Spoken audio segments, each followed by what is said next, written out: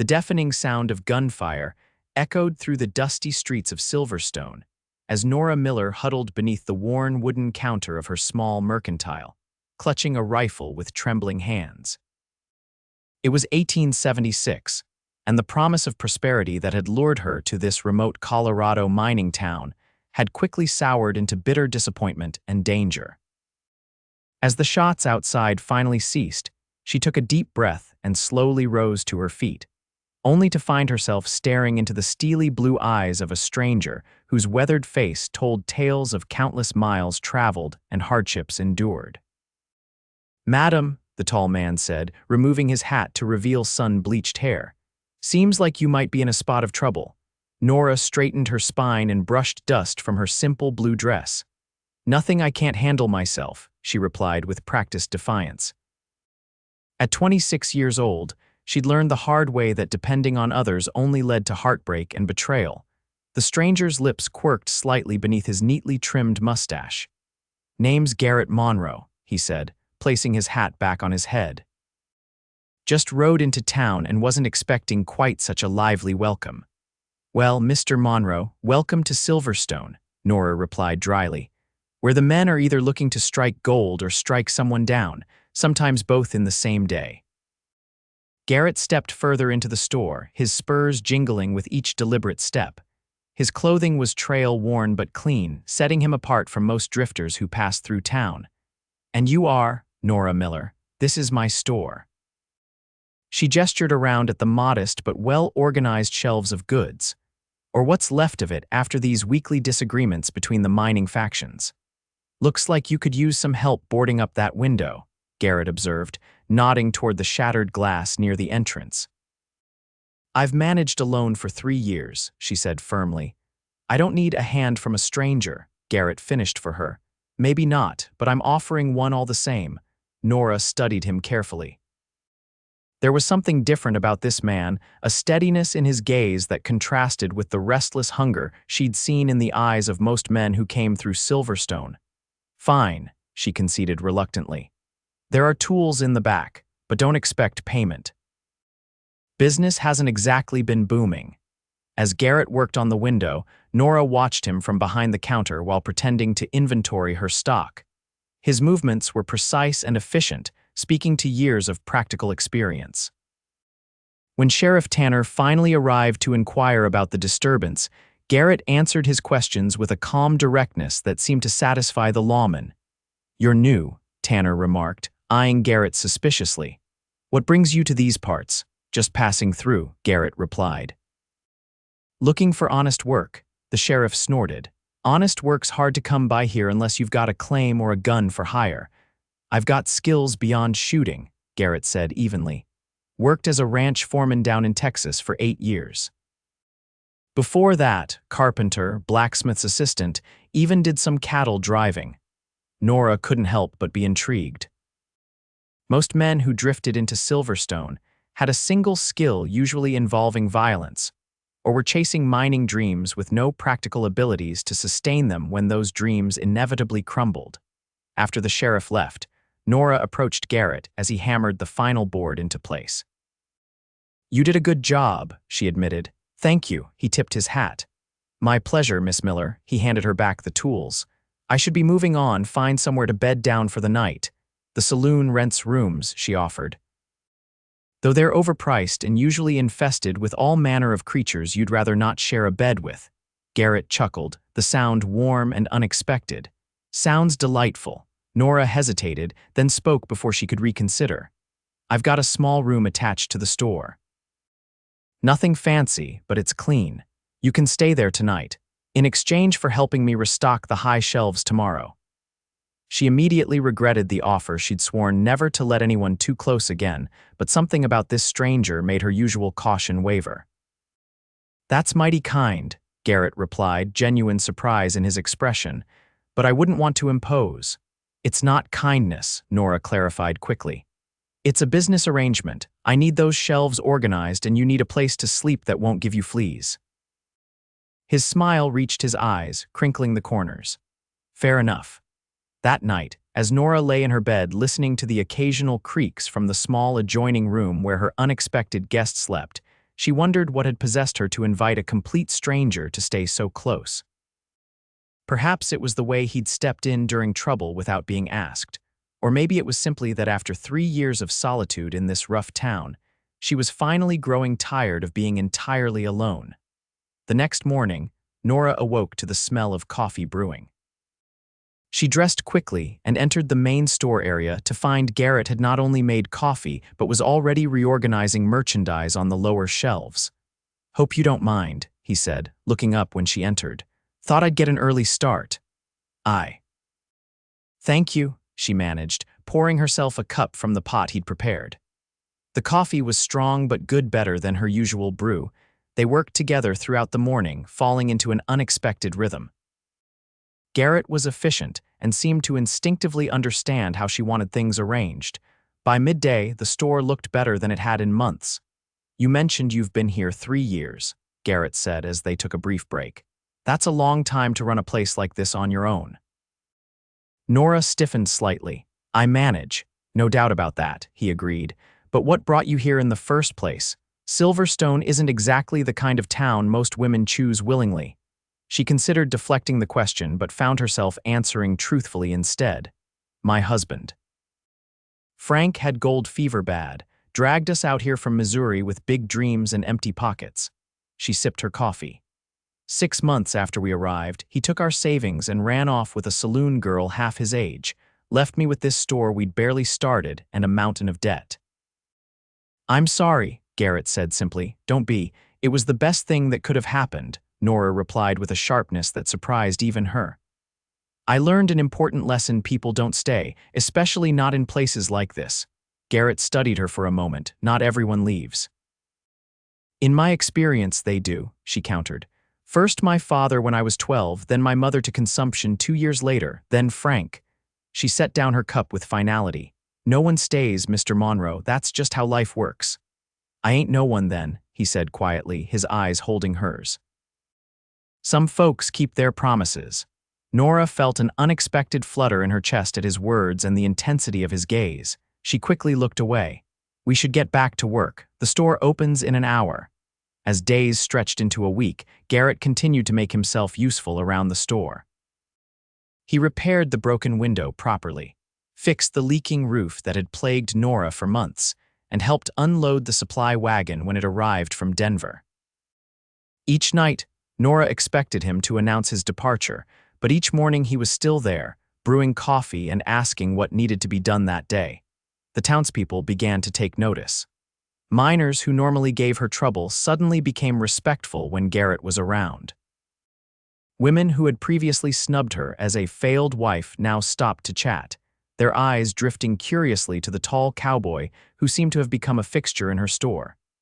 "You planning on keeping that handsome fella, Mrs.?" Holloway asked one afternoon as Nora wrapped the woman's purchase of sugar and flour. "Mr. Monroe is just passing through," Nora replied stiffly. "He's been kind enough to help with some repairs." "Passing through for a week now," the older woman observed with a knowing smile. "And sleeping in your back room, from what I hear." "It's a business arrangement," Nora insisted, feeling heat rise to her cheeks. "Nothing more," Mrs. Holloway just chuckled. "If you say so, dear, though it might do you good to consider something more." Man like that doesn't come along often in these parts. After the woman left, Nora found herself dwelling on her words. It was true that Garrett was different from the men she'd encountered in Silverstone.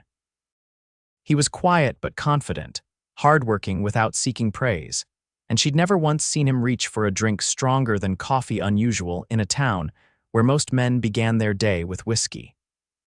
Most disturbing of all, she was beginning to look forward to their shared evenings after the store closed, when they would sit together at her small table and talk. Garrett told her about his years working ranches across Texas and New Mexico, about the war that had taken his brother, and about his dream of someday having a place of his own. In turn, she found herself sharing memories she'd locked away for years of her childhood in Missouri, of her mother's beautiful singing voice, of the books she loved to read when she could get her hands on them. It was during one such evening, nearly 2 weeks after Garrett's arrival, that trouble found them again. They were finishing a simple supper of beans and cornbread when the store's front door splintered open. 3 men stumbled in, clearly drunk and armed. "Well, well," slurred the tallest of the group, a man Nora recognized as Pete Wilson, one of the more troublesome miners. "If it ain't the widow Miller and her new man." Garrett rose slowly from the table, his hand hovering near his holster. "Store's closed, gentlemen." "Perhaps you could come back tomorrow," Wilson sneered. "We ain't here for shopping. Word is you've been sticking around, Cowboy, getting mighty comfortable with our local merchandise." His eyes slid lewdly toward Nora. "Watch your mouth," Garrett warned, his voice deceptively calm. "Or what?" Wilson challenged, drawing his gun. What happened next occurred so quickly that Nora barely had time to register it. Garrett's hand moved in a blur, and suddenly Wilson was disarmed, his gun clattering across the floor while he clutched his wrist in pain. The other 2 men reached for their weapons, but froze when they found themselves staring down the barrel of Garrett's revolver. "I suggest you boys leave now," Garrett said quietly, "and take your friend with you." The 2 miners grabbed Wilson and backed toward the door.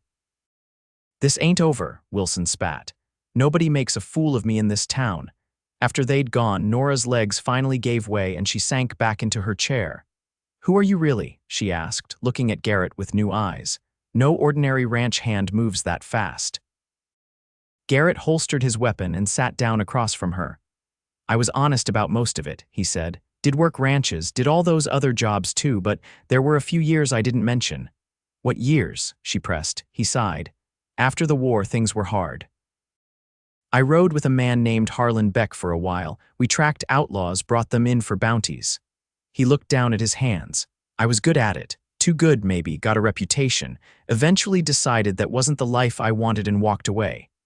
"You were a bounty hunter," Nora said quietly. "Yes, madam. Not proud of all I did during those years, but I never hunted a man who didn't deserve it, and I brought in more alive than dead." He met her eyes. "That's the truth of it." Nora absorbed this information, trying to reconcile it with the man she'd come to know. "Is that why you've stayed? Are you hunting someone in Silverstone?" "No," he said firmly. "That life's behind me. I stayed because—" He paused, choosing his words carefully. "Because for the first time in a long while, I found a place that felt worth staying in." The intensity in his eyes made her heart race. "Mr. Monroe, Garrett," he corrected gently. "Garrett," she conceded. "I think it might be best if you moved on after all. Wilson and his friends won't let this go, and I don't want trouble." He studied her face.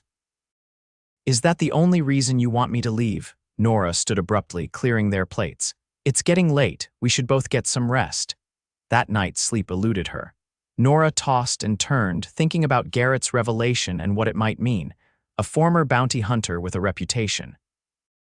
It explained his skill with a gun and the way he carried himself, always alert, always ready. But it also meant danger could follow him, and she'd had enough danger in her life already. Yet the thought of him leaving made her chest ache in a way she hadn't expected. In just 2 weeks, his presence had somehow become a comfort she'd grown accustomed to. His steady voice, his small kindnesses, the way his eyes crinkled when he smiled. When had these things become important to her? The next morning, Nora found Garrett already up, his few belongings packed. "You're leaving," she said, trying to keep disappointment from her voice. "Thought it might be best," he replied. "Like you said, Wilson and his friends could bring trouble. I don't want that falling on you." Nora nodded, ignoring the hollow feeling spreading inside her. "Probably wise." He handed her a folded piece of paper. "Sheriff Tanner knows how to reach me if you ever need anything." "Thank you," she said, taking the paper without looking at it, "for everything you've done around here." Garrett studied her face for a long moment, then reached for his hat. "Well, Miss Miller, it's been a pleasure knowing you." As he turned to leave, the bell above the door jingled and Sheriff Tanner burst in, his face grim. "Monroe," he said. "Good you're still here, got trouble brewing." "What kind of trouble?" Garrett asked, setting down his saddlebag. "Wilson and his boys spent all night drinking and running their mouths at the saloon.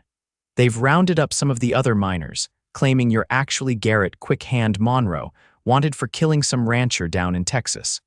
Nora looked sharply at Garrett, who shook his head. "That's a lie," he said firmly. "I've never killed anyone who wasn't trying to kill me first, and I'm not wanted anywhere." The sheriff nodded. "Figured as much, but Wilson's got about 15 men worked up now, and they're talking about frontier justice. Thought you should know they're headed this way. Garrett's expression hardened. How long? Minutes, maybe, Tanner admitted. I tried to talk sense into them, but they're drunk and angry. I'm outnumbered. You need to leave, Nora told Garrett urgently. Now, before they get here. And leave you to face them, he shook his head. Not a chance. This isn't your fight, she insisted. It became my fight the moment they decided to come after you to get to me. Garrett checked his gun, then turned to the sheriff. Any chance of reinforcements? Deputies down at the south end of town. I sent a boy to fetch him, but it'll take time. The sound of angry voices drew nearer. Garrett positioned himself near the window, peering cautiously outside. About a dozen men, he reported. Armed, Wilson's at the front. Nora's heart pounded. This was exactly what she'd feared, violence following in the wake of letting someone into her life. You should go out the back, she urged Garrett. There's still time. He turned to her, his face resolute. I'm not leaving you. Before she could argue further, Wilson's voice boomed from outside. Monroe, get out here and face what's coming to you. Garrett shared a look with Sheriff Tanner, who grimly nodded. Stay inside, Garrett told Nora firmly. Both of you keep away from the windows. No, Nora said, reaching beneath the counter and pulling out her rifle. This is my store. I won't cower in the corner while it's threatened. Stubborn woman, Garrett muttered, but there was a flash of admiration in his eyes. Sheriff Tanner positioned himself to one side of the door while Garrett took the other. Nora stood behind the counter, rifle ready. Last chance, Monroe.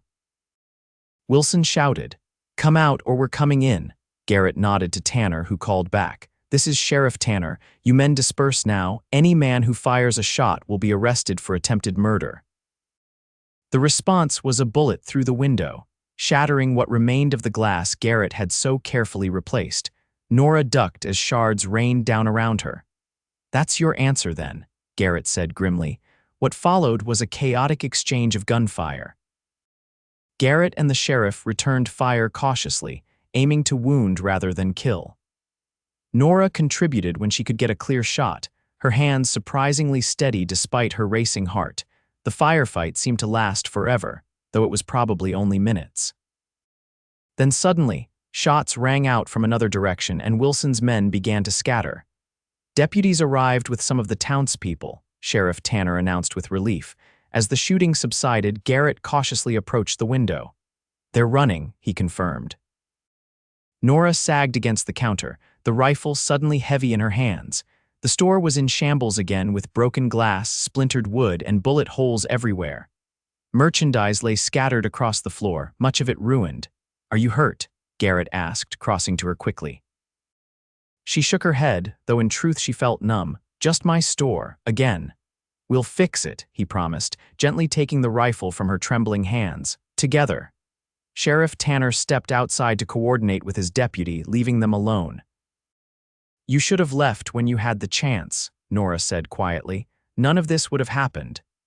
You don't know that, Garrett replied. Men like Wilson look for excuses to cause trouble. If it hadn't been me, it would have been something else eventually. She looked around at the devastation of her livelihood.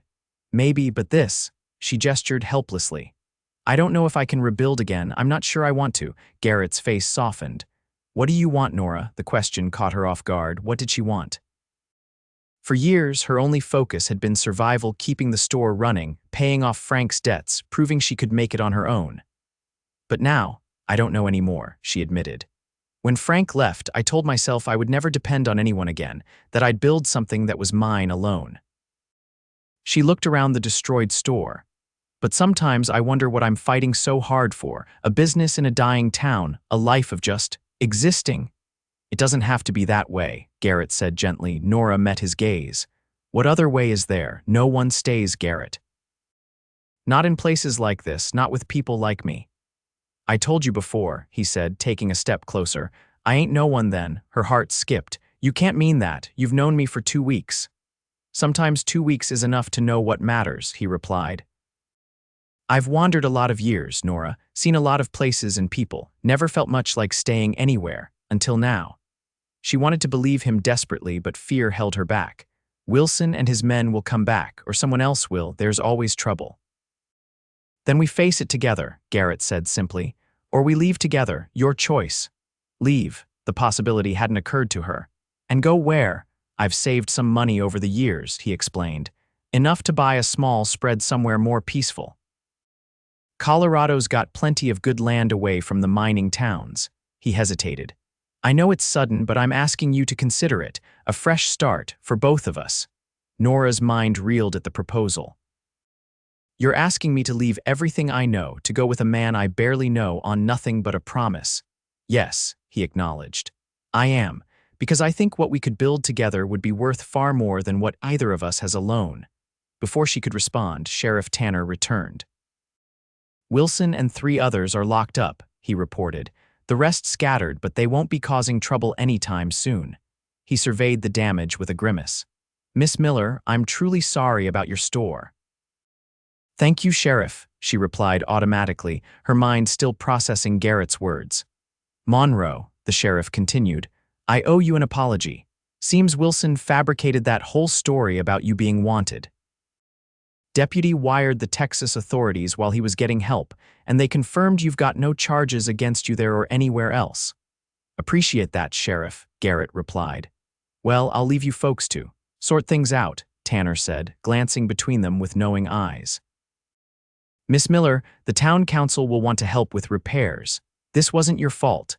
After the sheriff left, silence fell between them. Nora began methodically picking up items from the floor, trying to determine what could be salvaged. You don't have to decide anything now, Garrett said after a while. Just think about it. She nodded, not trusting herself to speak. The truth was, his offer tempted her more than she wanted to admit. A fresh start, away from the ghosts of her failed marriage and the constant struggle of Silverstone. A chance at something she'd convinced herself she didn't want or need: companionship, partnership, perhaps even love. I should help the sheriff sort out this mess with Wilson, Garrett continued when she remained silent. Will you be all right here? I've managed alone for 3 years, remember? She said, trying for lightness, but hearing the brittleness in her own voice, he nodded, understanding in his eyes. That you have. I'll be back soon. After he left, Nora sank onto a chair, surveying the devastation around her. The store she'd fought so hard to maintain lay in ruins for the second time in as many weeks, but strangely, it didn't hurt as much as it should have. Instead, she found herself contemplating Garrett's proposal, testing the idea in her mind like trying on an unfamiliar garment. Leave Silverstone. Start fresh somewhere new. With him, the thought should have terrified her. Instead, it kindled a warmth she hadn't felt in years' hope. By the time Garrett returned hours later, Nora had made some progress clearing the debris. Several townspeople had stopped by to help, surprising her with their concern and support. Perhaps she had more friends in Silverstone than she'd realized. Wilson's going to stand trial, Garrett reported as he helped her move a damaged shelf. Judge arrives next week. The others will likely get off with fines, but Wilson's looking at prison time. Good, Nora said. Then, after a pause, I've been thinking about what you said. Garrett set down the piece of furniture, giving her his full attention. And, it's crazy, she began. We barely know each other. It goes against every bit of sense I have. His face remained carefully neutral. But, she took a deep breath. I want to try. Not because I need someone to take care of me or solve my problems. I've proven I can do that myself, but because I think we might build something good together. She met his eyes steadily. If you meant what you said. The smile that spread across his face made her heart flip. I meant every word. I have conditions, she added quickly. We split everything equally: costs, work, decisions. I'm not looking to trade one form of independence for another form of dependence. He nodded solemnly. Wouldn't have it any other way. And if it doesn't work out, she continued. It will, he interrupted confidently. Despite herself, Nora smiled. Your certainty is either admirable or foolish. Maybe a bit of both, he admitted, but I'm willing to bet on us. Us, she repeated softly, testing the word. I haven't been part of an us in a long time. Neither have I, Garrett said. Makes it all the more worth fighting for. Over the following weeks, they made their plans. Nora sold the store to Mrs. Holloway's son, who had long wanted to expand his business. The price was fair, enough to give her a solid start elsewhere. Garrett reached out to contacts about available land further east. away from the mining regions, but still within Colorado's borders. Word spread quickly through the small town that Miss Miller was leaving with her cowboy. Some expressed shock, others knowing satisfaction that they'd seen it coming all along. A few women pulled Nora aside to wish her well with tears in their eyes, confessing they'd always admired her independence and strength. "You deserve happiness, dear Mrs. Holloway told her as they finalized the store's sale. "My Harold and I had 42 years together before he passed. Started out in a tent with barely 2 pennies to rub together, but we built something beautiful. That's what matters in the end, not where you start, but who you build with." The night before their planned departure, Nora stood in her empty rooms above the store, most of her belongings already packed in trunks. Garrett knocked softly on the door frame. "Everything ready for tomorrow?" he asked. She nodded. "Hard to believe I'm actually leaving. After Frank left, I was so determined to prove I could make it here on my own. Leaving feels almost like admitting defeat." Garrett stepped closer. "Seems to me you already proved what you set out to prove. You survived, built a business, earned respect. Now you're choosing something different, not because you failed, but because you succeeded enough to know what you truly want." Nora looked up at him, marveling at how easily he seemed to understand her thoughts. "When did you get so wise, cowboy?" he grinned. "Must be all those nights listening to a certain shopkeeper's good sense." She laughed, then grew serious. "Are you sure about this? About me? It's not too late to change your mind." In answer, Garrett reached into his pocket and pulled out a small object. "Was going to wait until we reached our new place to give you this, but maybe now's the better time." He opened his palm to reveal a simple gold ring with a small pearl set in the center. "It was my mother's," he explained. "Not fancy, but solid. Like what I'm offering you, not a perfect life, but a true one, with someone who'll stand beside you through whatever comes." Nora stared at the ring, emotion tightening her throat. "I don't know what to say." "Say you'll marry me," he said softly. "Not because you need to, but because you want to. Because you believe, like I do, that we're better together than apart." Tears blurred her vision as she looked from the ring to his earnest face. All the walls she'd built around her heart over years of disappointment seemed to crumble in that moment. "Yes," she whispered. "Yes, I'll marry you, Garrett Monroe." As he slipped the ring onto her finger, Nora felt a certainty she hadn't expected. The future was still unknown, full of possibilities both good and challenging. But for the first time in years, she wasn't facing it alone, and that made all the difference. They left Silverstone the next morning as dawn broke over the mountains. The town was quiet, most still sleeping, though a few early risers waved as they passed. Nora turned in her saddle for one last look at the place that had been her home for 3 difficult years, having second thoughts. Garrett asked gently. She shook her head. "No, just saying goodbye." He reached across the space between their horses to take her hand. "To the past. And hello to our future," she finished, squeezing his fingers. As they rode away from Silverstone, the morning sun warm on their backs, Nora felt lighter than she had in years. The ring on her finger caught the light, sending small flashes of brightness ahead on the trail like promises of the days to come. 6 months later, Nora stood on the porch of their newly completed ranch house, watching as Garrett worked with the horses in the corral below. The property they'd purchased was everything they'd hoped for: fertile land nestled in a valley with mountains rising in the distance, a stream running clear and strong through the western pastures, and enough space to build the life they envisioned together. They'd married a month after leaving Silverstone, a simple ceremony in a small church in Boulder with only the preacher and his wife as witnesses. Afterward, they'd immediately set to work building their home and establishing their ranch. The work was hard, the days long, but they faced each challenge as a team. Nora discovered that her years running the store had given her valuable skills in organization and finance, while Garrett's varied experience meant he could tackle almost any practical problem that arose. Together, they were formidable. As she watched him now, Nora marveled at how quickly her life had transformed. A year ago, she would never have imagined herself here, married to a man who treated her as an equal partner, building something that belonged truly to both of them. Garrett looked up, spotting her on the porch, and waved. She waved back, a smile spreading across her face. He secured the corral gate and walked toward the house, removing his hat as he climbed the steps. "How are the horses coming along?" she asked as he joined her. "That bay mare's going to be something special," he replied. "Smart as they come." "Like her owner," Nora teased. Garrett laughed, wrapping an arm around her waist. "Which is why I'm smart enough to know I married the best woman in Colorado territory." She leaned against him, savoring the solid warmth of his presence. "We got a letter today," she said, "from Mrs. Holloway. Everything all right in Silverstone?" "More or less the same," Nora replied. "Wilson was sentenced to 10 years. The mine's producing well, so the town's growing." "She says her son is doing a good job with the store," Garrett nodded. "Glad to hear it." They stood in comfortable silence for a moment, watching the sunset paint the distant mountains in shades of gold and pink. "I have news," Nora said finally, turning to face him. "Good news, I hope." He asked, noting the slight nervousness in her voice. She took his hand and placed it gently on her stomach. The best kind, understanding dawned in his eyes, followed by a joy so pure it took her breath away. "Are you certain?" "As certain as can be," she confirmed. "Doctor Martin confirmed it yesterday when you were in town.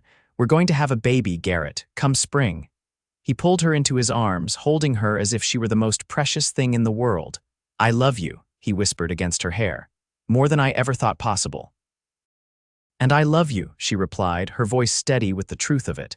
"Thank you for proving me wrong." He pulled back slightly, eyebrows raised in question. "I said no one would stay," she explained, her eyes shining. "You said you weren't no one, and you weren't. You're everything." As the last light faded from the sky, they remained on the porch, talking quietly about their hopes for their growing family and the life they were building together. Inside the house, a lamp burned warm and welcoming, a beacon in the gathering darkness, much like the love they'd found in each other, unexpected and enduring. 5 years later, the Monroe Ranch had grown into one of the most prosperous in the county. Their home, once a simple 2-room cabin, had expanded to accommodate their growing family. 3-year-old Thomas toddled after his big sister Elizabeth, who at 4.5 considered herself quite grown up and responsible for showing her brother the ways of the world. Nora watched them from the kitchen window as they played in the fenced garden, Garrett keeping a watchful eye on them as he repaired a section of fence. The sight of her husband with their children never failed to fill her with contentment. He was as steady and true as a father as he was as a husband, patient with their questions, firm when needed, and always, always there. The sound of approaching horses drew her attention. Visitors were not uncommon now. Their ranch had become something of a gathering place for neighbors and friends, but she wasn't expecting anyone today. She stepped onto the porch, shading her eyes against the afternoon sun. Garrett had already moved to intercept the riders, positioning himself between them and the children with casual but unmistakable protectiveness. Nora recognized the lead rider as Jim Bailey, their nearest neighbor to the east. "Afternoon, Monroe," Bailey called as he drew his horse to a stop. "Mrs. Monroe," he added with a respectful nod to Nora. "Jim," Garrett greeted him. "Something wrong, could be," Bailey replied grimly. 3 strangers rode through my property this morning, asked pointed questions about who lives in these parts. Seemed particularly interested when I mentioned your name." Nora felt a flicker of unease. In the 5 peaceful years since they'd left Silverstone, their past had never followed them. But Garrett's former life as a bounty hunter had always lingered in the back of her mind as a potential threat. "Did they say what they wanted?" Garrett asked, his voice calm despite the tension Nora could see in his shoulders. Bailey shook his head. "Not directly, but they were armed and something about them didn't sit right. Thought you should know." "Appreciate the warning," Garrett said. "Any idea which way they were headed?" "West, last I saw, but they were asking specific directions to properties in the area. Wouldn't be surprised if they circle back this way." After Bailey and his men departed, promising to spread the word to other neighbors to be on alert, Garrett joined Nora on the porch. The children, oblivious to any potential danger, continued their play under the watchful eye of Maria, the young woman who helped around the house. "What do you think it means?" Nora asked quietly. Garrett's expression was thoughtful. "Could be nothing. Could be someone from the old days with a grudge, hard to say. She studied his face, recognizing the subtle signs of concern he tried to hide. Should we be worried? Cautious, he corrected. Not worried yet. That night, after the children were tucked into bed, Nora and Garrett sat at the kitchen table, discussing contingency plans.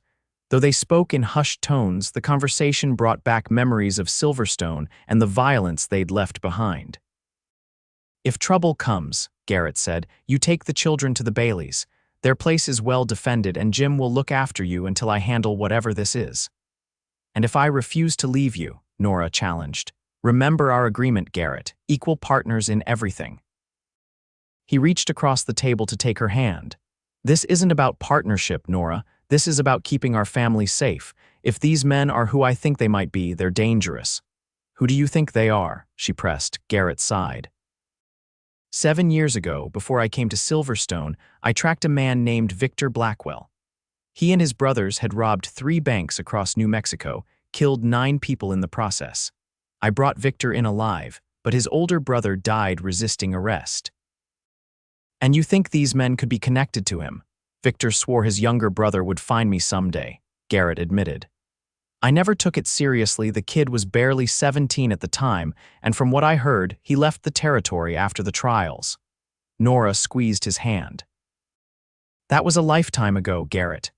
Some hatreds last longer than they should, he replied grimly. They agreed to be vigilant but not to allow fear to disrupt their lives. Garrett sent word to the town sheriff about the strangers, cleaned and checked his rarely used firearms, and made sure all the ranch hands were alert to any unusual activity. 2 tense days passed without incident. On the 3rd morning, Nora began to hope that whatever threat might have existed had passed them by. She was hanging laundry in the yard, enjoying the crisp autumn air while Elizabeth helped by handing her clothespins, when she heard the sound of approaching riders. Her first thought was that Garrett had returned early from checking the north pasture, but as she turned, she saw 3 unfamiliar men on horseback coming up the road toward the house. Elizabeth, she said calmly, though her heart hammered in her chest, go inside and find Maria. Tell her visitors are here. The little girl nodded solemnly, sensing her mother's tension, and ran toward the house. Nora continued hanging laundry as if unconcerned, though she tracked the rider's approach from the corner of her eye. They stopped at the edge of the yard. The leader, a lean man with cold eyes, surveyed the property before focusing on her. Madam, he called. Looking for Garrett Monroe, Nora turned to face them fully, keeping her expression neutral. My husband's not home at the moment. Can I help you with something? The 3 men exchanged glances. When do you expect him back? The leader asked. Hard to say, she replied. Ranching keeps unpredictable hours. If you'd like to leave a message, I'd be happy to give it to him when he returns. The youngest of the 3, barely out of his teens, shifted impatiently in his saddle. Just tell us where he is, lady. We got business with him. Nathan, the leader warned quietly. Then to Nora, sorry, madam, my brother's manners need work. I'm Samuel Blackwell. This is my brother Nathan and our friend Abe Hawkins. Blackwell. Nora's blood ran cold, but she kept her composure. Mr. Blackwell, what business do you have with my husband? Old business, Samuel replied, his voice deceptively pleasant. From before your time, I'd wager. My husband doesn't have any outstanding business that I'm aware of, Nora said steadily. Perhaps you're mistaken. Samuel's smile didn't reach his eyes. No mistake, Mrs. Monroe. Your husband and I have unfinished matters to settle. Family matters. Before Nora could respond, the ranch house door opened, and Maria appeared on the porch, a rifle held confidently in her hands. Though only 19, the young woman had grown up on a frontier homestead and knew how to handle herself. Mrs. Monroe, Maria called, is everything all right? Everything's fine, Maria, Nora responded, grateful for the young woman's presence. These gentlemen were just leaving. Samuel Blackwell's eyes narrowed slightly as he assessed the new development. After a moment, he tipped his hat. We'll call again when Mr. Monroe is home, he said, an unmistakable threat beneath the civil words. Good day, madam. As they rode away, Nora's composed facade crumbled. She hurried to the porch, hands trembling. The children, she asked Maria. Safe in the cellar room, as Mr. Monroe instructed if trouble came, the young woman assured her. Bobby went to fetch him as soon as we saw the riders approaching. Bobby was the youngest ranch hand, barely 16 but swift on horseback. With luck, Garrett would return within the hour. "You did well, Maria," Nora said gratefully. "Let's go check on the children." When Garrett galloped into the yard 40 minutes later, Nora met him at the door. He dismounted in a fluid motion, his expression grim as she quickly related the visitors' identities and conversation. "Samuel and Nathan," he murmured. "The youngest brothers, they were just boys when I brought Victor in." "They're not boys anymore," Nora said, "and they've clearly been nurturing their grudge all these years." Garrett paced the porch, thinking, they'll be back soon. And they won't be interested in talking. "What do we do?" Nora asked, fear and determination mingling within her. He met her gaze steadily. "We get you and the children to safety tonight. I'm not leaving you to face them alone," she insisted. "Nora," he said gently, "this isn't Silverstone. We have children to think about now." The mention of Elizabeth and Thomas sobered her. He was right, their safety had to come first. Still, the thought of Garrett facing the Blackwells alone terrified her. "I'll take the children to the Baileys," she conceded, "but I'm coming back." "Don't argue," she added when he began to protest. "I can help and you know it. We face things together, remember." Garrett recognized the determination in her eyes, the same fierce independence that had first drawn him to her in Silverstone. After a moment, he nodded. "Together, then." "But the children go first." That evening, as dusk settled over the ranch, Nora and Maria prepared the children for what they presented as an exciting nighttime adventure to visit their friends at the Bailey farm. Elizabeth, perceptive beyond her years, seemed to sense the tension but played along for her brother's sake, helping him pack his favorite wooden horse that Garrett had carved.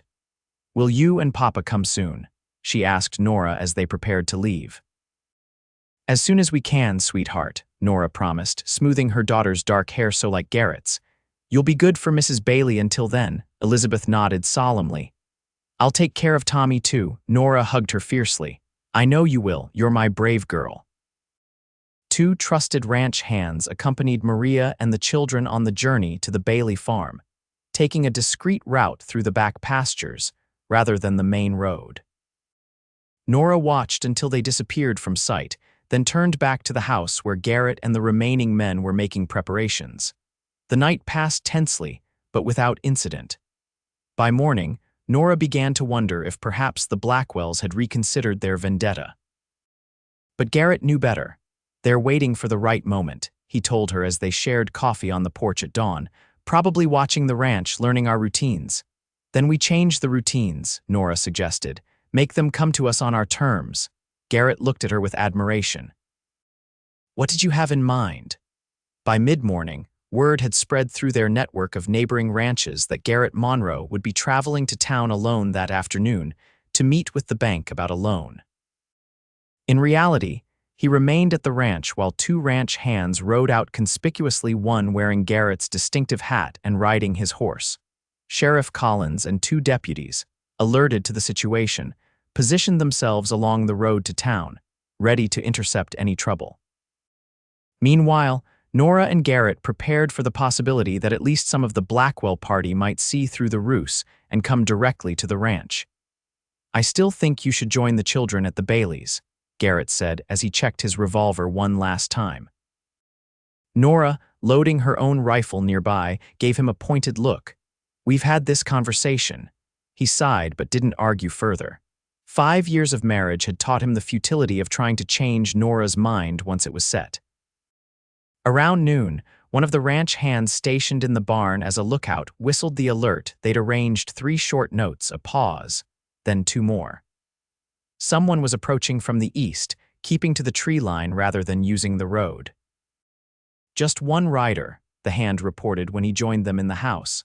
Moving careful-like, Garrett positioned himself near the front window, partially concealed by the curtain. "Could be a scout," he murmured, checking if our visitor from town was accurate. Nora took up position at another window, rifle ready. They waited in tense silence as the lone rider gradually emerged from the trees. To their surprise, it was Nathan Blackwell, the youngest brother, riding alone and making no attempt to conceal himself as he approached the house. Something's not right, Garrett muttered. This is too easy. As Nathan reached the yard, he called out, Monroe, I know you're in there. Come out and face me like a man. Stay inside, Garrett told Nora firmly. This could be a distraction. He moved to the door, keeping to the side as he opened it just enough to call back. I'm here, Nathan. What do you want? Justice? The young man shouted, his voice cracking with emotion. You killed my brother and sent another to hang. Now you'll pay. I didn't kill anyone who wasn't trying to kill me first, Garrett replied calmly, and Victor earned his fate with his own choices. Liar, Nathan spat. You're all liars, the law, the judges, all of you. He drew his gun with surprising speed. I'm here to set things right. Before he could fire, a shot rang out from the tree line. Nathan jerked in his saddle, a look of shock crossing his face before he toppled to the ground. Nathan, a voice roared from the direction of the shot. Samuel Blackwell emerged from the trees, rifle in hand, his face contorted with rage as he ran toward his fallen brother. Garrett stepped fully onto the porch, his revolver trained on Samuel. Stay where you are, Blackwell. Samuel ignored him, reaching Nathan's side and dropping to his knees. Nathan, he choked, gathering the younger man into his arms. Why didn't you wait like I told you? To everyone's surprise, Nathan stirred weakly. The bullet had struck his shoulder rather than a vital area. Had to prove myself, the young man mumbled, tired of being treated like a child. Relief washed over Samuel's face, followed quickly by renewed anger as he looked up at Garrett. This is your fault, he snarled, all of it. I didn't shoot your brother, Garrett pointed out, keeping his gun steady. Seems to me that was your doing. Because he forced my hand, Samuel shouted. I had a clean shot from the trees when you came out. Nathan knew that, but he had to play the hero. And now what? Garrett asked. Your brother needs a doctor, not more bloodshed. Samuel's face twisted with indecision, love for his injured brother warring with his thirst for vengeance. Samuel, Nora called from the doorway, ignoring Garrett's warning glance. Your brother will die without help. Is that what you want? Another Blackwell dead. Samuel looked from Nora to his brother's pale face, then back to Garrett. This isn't over, he warned. It can be, Garrett countered. Right here, right now. Enough families have been broken by this feud. Let's end it. For a long moment, Samuel remained frozen, his hand hovering near his holstered gun. Then, with visible effort, he lowered his head in defeat. Help him, he said roughly. Please. Within the hour, the local doctor had been summoned to treat Nathan's wound, which proved serious but not life-threatening. Sheriff Collins arrived with his deputies, taking Samuel and the third member of their party, Abe Hawkins, who had been captured trying to circle behind the ranch, into custody. As the sheriff prepared to transport his prisoners to the town jail, Samuel requested a moment to speak with Garrett. You could have killed me back there, he said, his voice subdued. Why didn't you? Garrett studied the man thoughtfully. Because there's been enough death. Your brothers made their choices, Samuel, bad ones, but you and Nathan still have a chance to make different ones. What, rot in prison like Victor? Samuel asked bitterly. Victor robbed banks and killed innocent people, Garrett reminded him. You two just made foolish threats. Judge might be lenient, especially since no one died today. Samuel considered this. Nathan's just a kid, got his head filled with stories about family honor and revenge. He deserves a second chance. We all do, Garrett agreed, even you. After the sheriff and his prisoners departed, with Nathan on a stretcher wagon bound for the town doctor's more equipped surgery, Nora and Garrett stood alone on their porch in the fading afternoon light. You think it's really over? She asked, leaning against his side. Garrett wrapped an arm around her shoulders. I think Samuel finally saw the price of carrying on this vendetta. Whether that's enough to end it for good, only time will tell. Either way, Nora said firmly, we'll face whatever comes together. He smiled down at her, love and pride mingling in his expression. Together, he agreed. Always. The next morning, they rode to the Bailey farm to collect their children. Elizabeth and Thomas rushed to greet them, full of excited stories about their adventure, and apparently none the worse for the experience. As they journeyed home, Elizabeth riding in front of Garrett while Thomas dozed in Nora's arms, Garrett looked around at the land they'd made their own golden fields ripening in the autumn sun, cattle grazing peacefully in the distance. the mountains standing sentinel on the horizon. "You know," he said thoughtfully, "7 years ago, a stubborn shopkeeper told me no one would stay. Best thing she could have done, gave me something to prove wrong for the rest of our lives." Nora laughed, the sound bright and free in the clear morning air. "And I've never been so happy to lose an argument," she admitted. They crested the final hill, their ranch coming into view below not just buildings and fences, but a home they'd built together, a future they continued to shape with each passing day. "Home," Elizabeth said happily, pointing. "That's right, sweetheart," Garrett confirmed, meeting Nora's eyes over their daughter's head. "Home." In that moment, with her family around her and the life they'd created together spread before them, Nora felt a sense of completion she'd once believed impossible. She had been wrong all those years ago in Silverstone. Some people did stay, some promises were kept, and sometimes the heart that had been most determined to remain closed found the greatest joy in finally opening.